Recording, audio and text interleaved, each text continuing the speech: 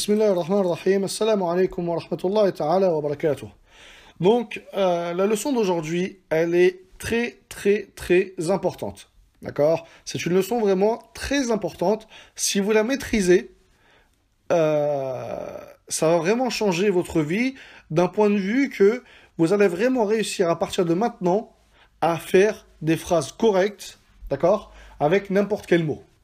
Et vraiment, vous allez pouvoir vous exprimer, commencer à vous exprimer. Donc, je ne vous dis pas que vous allez être bilingue demain, d'accord? Cette leçon, il faut l'apprendre par cœur, il faut l'appliquer, il faut faire l'exercice que je vais vous donner. Et également, il faut du temps, jusqu'à que le cerveau s'imprègne de cette leçon et que ça soit logique pour vous, c'est-à-dire que ça soit naturel. D'accord?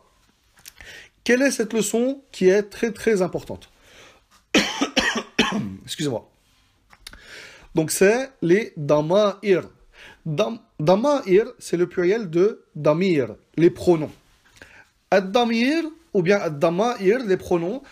On va voir dans Ajrumiya, Inch'Allah, par la suite, que c'est beaucoup plus que ça.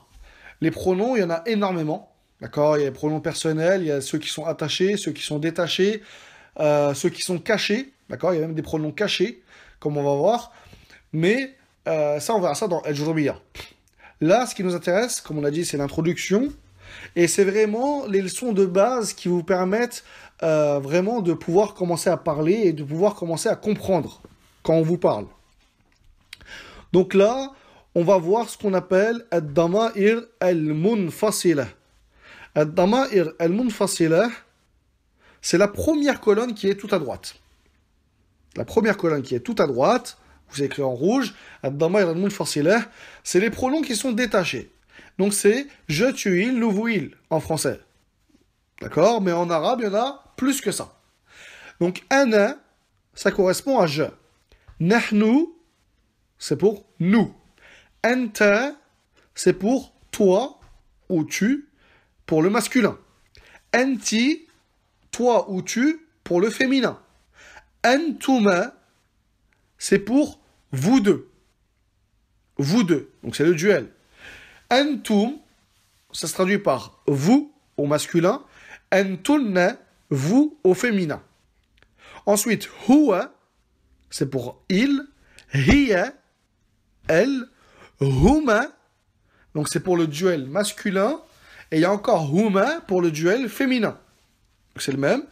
Hum, ça veut dire eux, mais au masculin. Et hunna, eux, au féminin. Donc ça, vous les apprenez par cœur, comme votre prénom. D'accord? Donc vous répétez, vous écrivez plusieurs fois. Ana, nahnu, anta, anti, antuma, antum, antunna. Huwa, hiya, huma, huma, hum, hunna. D'accord? Vous l'apprenez par cœur. Ça, c'est ad-dama'ir al-munfasilah. Vu que cette leçon, elle est vraiment très importante, j'insiste vraiment sur son importance, il se peut que vous la faisiez en plusieurs fois. Donc il se peut qu'à partir de maintenant, vous pouvez faire une pause, déjà, juste pour apprendre les dama'ir al-munfasilah. Vous les apprenez et vous reviendrez à cette leçon ensuite par la suite. D'accord? Vous apprenez ana, ça veut dire je, etc. Nahnu, ça veut dire nous, anta, ça veut dire toi ou tu au masculin, etc. Donc, si vous les connaissez déjà, ou bien si vous voulez continuer, donc on continue. Ensuite, donc dans les autres colonnes, on va étudier ce qu'on appelle les dama'ir al-muttasilah. Les pronoms, mais qui sont attachés. C'est-à-dire qu'ils vont être attachés soit à un verbe, ou soit à un nom. D'accord? Ça va être des pronoms attachés. Et c'est ça vraiment qui va faire votre différence dans le parler et dans la compréhension. Si vous maîtrisez ça, eh ben, vous avez maîtrisé une grande chose. Donc, les colonnes suivantes, donc comme je vous ai dit, j'ai conjugué un verbe, le verbe darasa, qui veut dire étudier. Darasa, yadrusu, udrus, dars. Darasa, yadrusu, udrus, dars. Donc, madi, mudari', amr, masdar. Donc, dans les trois premières, donc ça va être des dama'ir qui vont s'accrocher au verbe. Et la dernière, vu que c'est un masdar, ça va être des dama'ir qui vont s'accrocher à un nom, à un ism. Donc on va faire colonne par colonne, d'accord? Et il se peut que, comme je vous ai dit, cette leçon, vous la faisiez en plusieurs fois. D'accord? Je ne vous demande pas de la faire en une fois, elle est vraiment très importante. je vous conseille même de la faire en plusieurs fois. D'accord? Je vous dirai quand est-ce que vous arrêtez pour apprendre et ensuite continuer. Donc déjà, si vous avez continué normalement, c'est que vous avez appris les Dama et Al Fasila. Sinon, je vous conseille de les apprendre en premier. Donc ensuite, on va attaquer la colonne du Al-Madi. Donc Darasa, ça veut dire il a étudié. On est d'accord? Il a étudié. On voit que en face de Huwa, c'est écrit Darasa. D'accord? Donc c'est il a étudié. Maintenant, si j'ai envie de dire j'ai étudié, est-ce qu'on va dire Ana Darasa? Ou bien Darasa Ana? Non. On va utiliser ce qu'on appelle des dama'ir, des pronoms qu'on va accrocher au verbe pour changer son sens. D'accord? Donc, pour dire j'ai étudié, on va pas dire ana darasa ou bien darasa ana, mais on va plutôt dire darastu. D'accord? Un T avec une damma, tout. C'est ça qui va nous faire comprendre que c'est moi. J'ai étudié. Pour dire j'ai mangé, akel tout. Je suis sorti, kharajtu. Je suis rentré, dakhaltu. D'accord? Et avant ce damir-là, on met une soukoun à la fin du mot. Donc, darasa, la fin du mot, c'est le sin. Donc, on va mettre une soukoun. Et ensuite, on rajoute le damir. Darastu. Ça, c'est pour moi. Pour nous, on dit darasna. Pour toi, si je parle à toi et que tu es un homme, on dit daraste. Tu as étudié. D'accord? Tu as étudié. Et si on parle à une fille, on dit tu as étudié, on dit darasti. Daraste, darasti. Si on parle à deux personnes, vous avez étudié vous deux. Darastuma. Vous avez étudié vous, les hommes. Darastum. Et vous avez étudié vous, les femmes. Darastunna. D'accord? Donc, darastu, darasna, daraste, darasti, darastuma, darastum, darastunna. Ensuite, donc pour huwa, donc c'est darasa, il a étudié. Pour hiya, on rajoute un ta, hiya daraset, elle a étudié.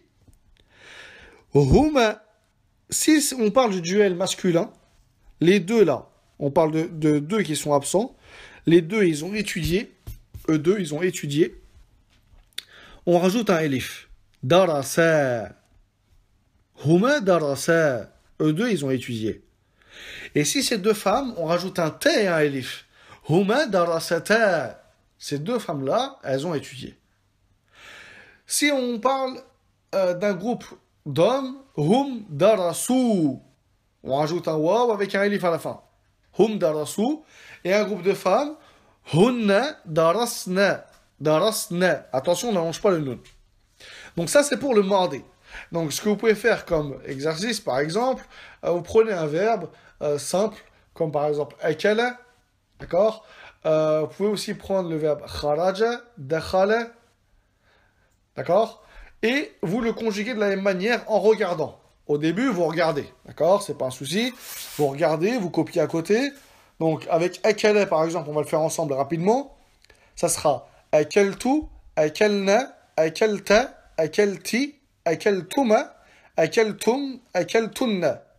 Akala, akalat, akala, akalata, akalu, akalna. Ça, c'est pour akala. Maintenant, là, à partir de maintenant, vous pouvez aussi vous arrêter, d'accord? Et bien maîtriser le mardi. Maintenant, ce qui continue, donc on continue avec le mot dari, yadurusu. Yadurusu, donc le ya ici, ça indique lui, donc il étudie. On va remplacer ce ya par un elif avec une hamza pour dire j'étudie. Là, en ce moment, j'étudie. Yadurusu. D'accord? Yadurusu. Et là, le damir qui est attaché, il n'est pas là. D'accord? Il est caché. C'est ce qu'on va voir par la suite. Là, le damir, il est caché. Il vient après Edrusu, il est caché. Avec Nedrusu et Tedrusu également. Nedrusu, nous étudions. tadrusu, tu étudies. Le damir, il est caché. Et c'est pour ça que je ne l'ai pas surligné en bleu. Ce qui est surligné en bleu, c'est le damir qui est accroché. S'il n'y a rien de surligné, c'est que à ce moment-là, il est caché. Tout simplement. Pour anti, on dit tadrusina. Tadrusina. D'accord? Anti tadrusina. Anti takhrujina. Anti tadkhulina. Anti ta'kulina. Etc. Etc. Donc c'est pour ça, je vous dis, si vous maîtrisez cette leçon, vous allez commencer à parler. Puisque vous allez parler, par exemple, à votre femme, ou à votre soeur, ou à votre mère, et vous allez dire, Anti ta'kulina, tu es en train de manger, par exemple. Vous allez commencer à discuter avec des personnes. D'accord? Vous saurez comment faire des bonnes phrases. Ensuite, pour Antuma, donc tadrusani, tadrusani. Antum tadrusuna, antunna tadrusna. Donc, qu'est-ce qu'on remarque? C'est que ça commence tout le temps par te. Te. Ça commence tout le temps par te. Pourquoi? Parce qu'on parle à quelqu'un d'en face. On parle à un interlocuteur. Alors que si on parle d'une chose qui est absente de la discussion, d'accord? Si on parle d'une troisième personne, on le fait commencer par un ye. Comme yadrusu. Huwa yadrusu. Il étudie. Sauf pour hiya. Hiya, c'est l'exception. On le fait commencer par un te, parce qu'il est au féminin. Hiya tadrusu. D'accord? Donc, hiya tadrusu, c'est pareil que anta tadrusu. C'est le même. Donc, comment on peut faire la différence entre les deux? C'est dans le contexte. Est-ce qu'on parle à une personne en face, à un interlocuteur, ou bien est-ce qu'on parle d'une femme? D'accord? Par rapport à ça, qu'on sait de quoi on parle, par rapport au contexte. Ensuite, huma yadrusani. Donc, vous voyez, c'est pareil que antuma tadrusani. La seule différence, c'est que on a remplacé le ta par un ya. Huma tadrusani également. Là, on le fait commencer par un ta. Pourquoi? Parce qu'il est féminin. D'accord? On le fait commencer par un ta parce qu'il est féminin. Je vous cache pas que la case du mot d'arrière, elle est un petit peu plus compliquée. Hum yadrusuna. Hum yadrusuna et hunna yadrusna. Hunna yadrusna. Donc la meilleure manière de retenir ceci, c'est de prendre des verbes et de refaire en fait ce tableau. C'est-à-dire que vous prenez votre cahier de brouillon et vraiment vous refaites ce tableau. C'est-à-dire que vous écrivez le verbe en haut, au mardi, au mudari'a, au amr, et donc les premières fois, donc vous le faites 2 ou 3 fois, si ça rentre pas, jusqu'à 5 fois, vous pouvez, vous le faites, vous réécrivez en regardant, bien sûr en prononçant à chaque fois aussi le mot pour qu'il reste, et ensuite faites-le sans regarder. C'est-à-dire que au lieu de yadrusu, si par exemple j'aurais mis yakulu, qu'est-ce que vous auriez dit? Yakulu avec hum. On aurait dit yakuluna. D'accord? Avec hunna, yakulna, etc., etc. Ça, c'est la case du mot d'arrière. Donc, à partir de là aussi, vous pouvez couper, vous pouvez faire une pause, apprendre, pratiquer et revenir. Si vous êtes encore chaud, entre guillemets, c'est-à-dire que si c'est bon pour vous, vous pouvez encore prendre des connaissances, on attaque la case du amr. Le amr, donc udrus, étudie. Il y a certaines lignes où j'ai mis un trait. J'ai pas rempli. Pourquoi? Parce qu'on ne donne pas d'ordre à soi-même, d'accord? Ni à un groupe lorsqu'on fait partie d'eux, d'accord? Pour nous, non, je ne donne pas un ordre à nous. Et on ne donne pas d'ordre à quelqu'un qui est absent, d'accord? On donne pas d'ordre. On donne un ordre à un interlocuteur, quelqu'un qui est en face. C'est pour ça que c'est présent que en face de anta, anti, antuma, antum, antunna. Que devant, quand tu es devant un interlocuteur. D'accord? Donc le amr, udrus, ça c'est le asl, c'est quand tu parles à un homme. Donc ici par une soukoun. Si tu donnes un ordre à une femme, la seule chose que tu as à faire, c'est rajouter un ye à la fin. C'est-à-dire que étudie udrus, tu vas dire udrusi. Nem, nami, dors. Kul, kuli, mange. Ukhruj, sors. Ukhruji. D'accord? Pour une femme. Si tu donnes un ordre à deux personnes, tu rajoutes un elif. Udrusa, kula, ukhruja, Si tu donnes un ordre à pluriel masculin, tu rajoutes un waw et un alif. Udrusu. Et pluriel féminin, udrusna. D'accord? Pluriel féminin, udrusna.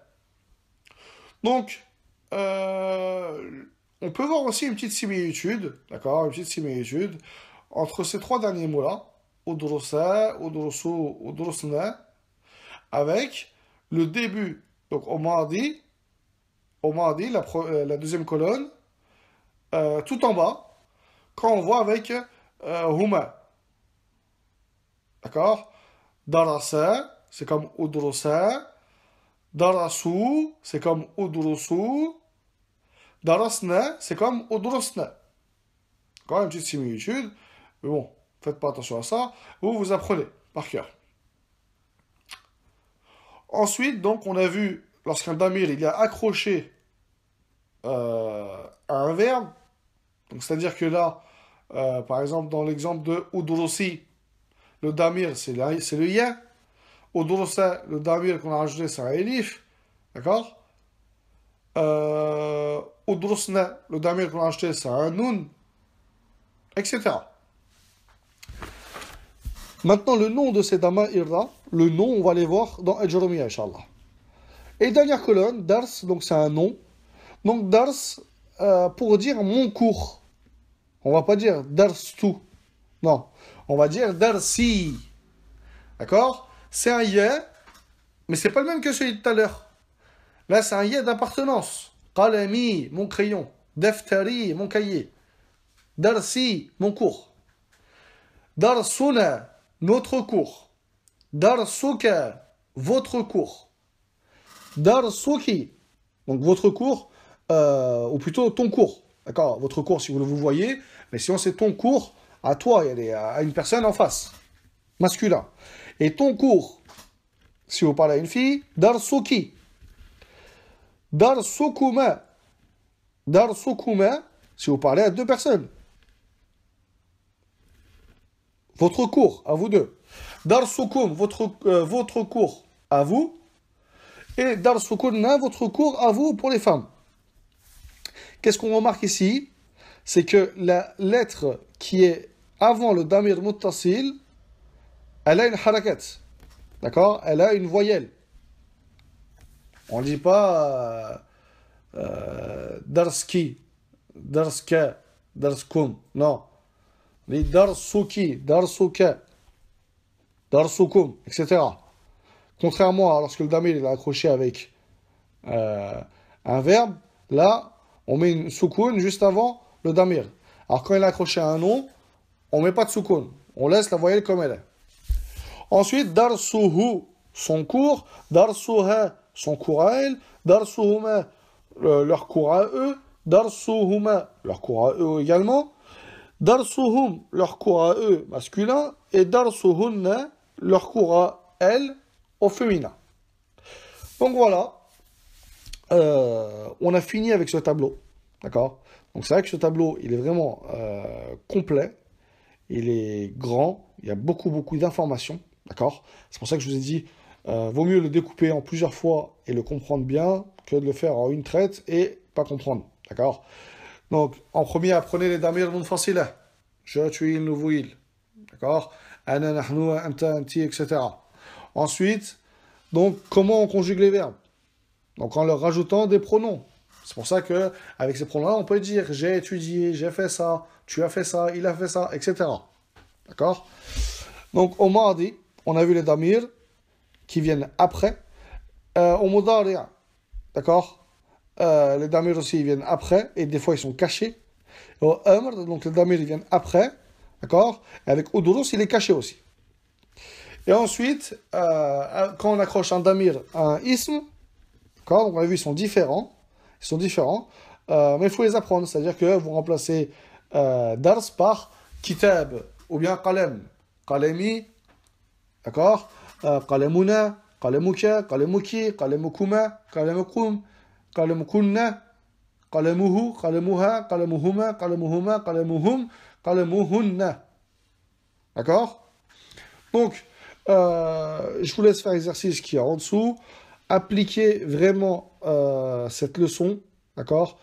Commencez à faire des phrases, commencez à en écrire, commencez à parler avec les gens, avec votre entourage, parce que cette leçon-là, elle est longue à assimiler, il y a beaucoup d'informations, mais si vous l'assimilez, alors là, vous pouvez vraiment commencer à parler et vraiment, vraiment commencer à comprendre les textes, d'accord?